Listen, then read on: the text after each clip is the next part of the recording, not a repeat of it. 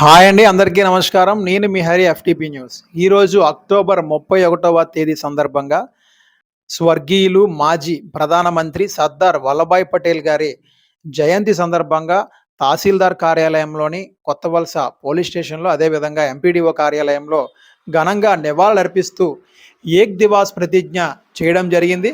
మనం చూసుకుంటే కొత్త వలస మండల కేంద్రంలో ఎంపీడీఓ కార్యాలయంలో ఎంపీపీ నీలంశెట్టి గోపమ్మ, మాజీ ఎంపీపీ గొర్రపల్లి శివ పూలు వేసి నివాళులర్పించడం మనం చూస్తున్నాం. అదేవిధంగా చూసుకుంటే ఎంపీడీఓ సంజీవి రమణయ్య మరియు సిబ్బంది కూడా ఏక్ దివాస్ ప్రతిజ్ఞ చేయడం జరుగుతుంది. అదేవిధంగా కొత్త వలస సర్కిల్ ఇన్స్పెక్టర్ షణ్ముఖరావు, అదేవిధంగా ఎస్ఐ జోగారావు, ప్రసాద్ తదితర సిబ్బంది అందరూ కూడా ప్రతిజ్ఞ కొత్త వలస పోలీస్ స్టేషన్ ఆవరణలో ప్రతిజ్ఞ చేయడం మనం చూస్తూ ఉన్నాం. దీంతోపాటు కొత్త వలస తహసీల్దార్ కార్యాలయంలో తహసీల్దార్ పి అప్పలరాజు ఆధ్వర్యంలో సర్దార్ వల్లభాయ్ పటేల్ విగ్రహానికి పూలమాల వేసి ఘనంగా వాళ్ళ యొక్క సిబ్బందితో నివాళులర్పించడం జరుగుతూ ఉంది.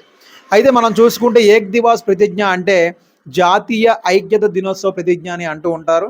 ఈ యొక్క ప్రతిజ్ఞ దేశ ఐక్యత సమగ్రతను కాపాడడానికి మరియు ఈ సందేశాన్ని తోటి దేశస్థులలో వ్యాప్తి చేయడానికి తనను తాను అంకితం చేసుకుంటానని తెలియజేస్తుందంట.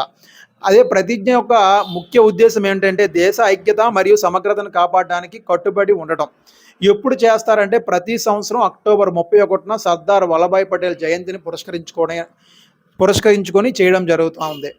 ఎవరు నిర్వహిస్తారంటే ప్రభుత్వ సంస్థలు, పాఠశాలలు, కళాశాలలు మరియు ప్రజలందరూ ఈ ప్రతిజ్ఞను చేశారు.